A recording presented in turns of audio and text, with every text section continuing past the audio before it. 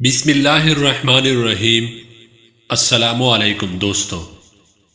دو ننھے مجاہدوں کا استفسار۔ کیا چچا آپ ابو جہل کو جانتے ہیں؟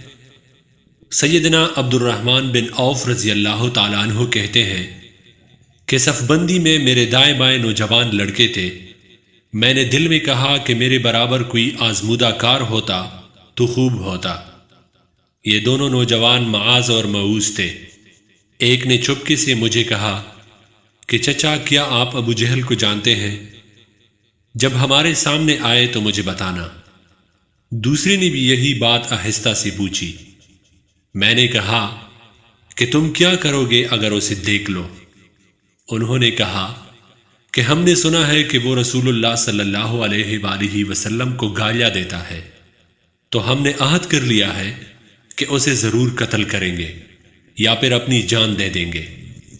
اتنے میں ابو جہل چکر لگاتا ہوا لشکر کے سامنے آیا۔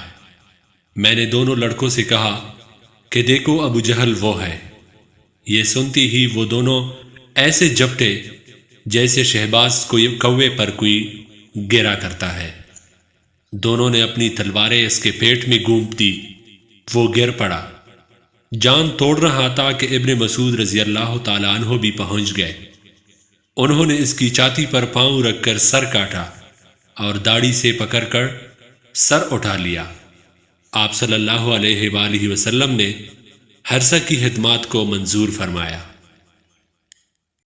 وہ کسی شاعر نے کیا خوب کہا ہے کہ فضائے بدر پیدا کر فرشتے تیری نصرت کو، فضائے بدر پیدا کر فرشتے تیری نصرت کو، اتر سکتے ہیں گردوں سے قطار در قطار اب بھی۔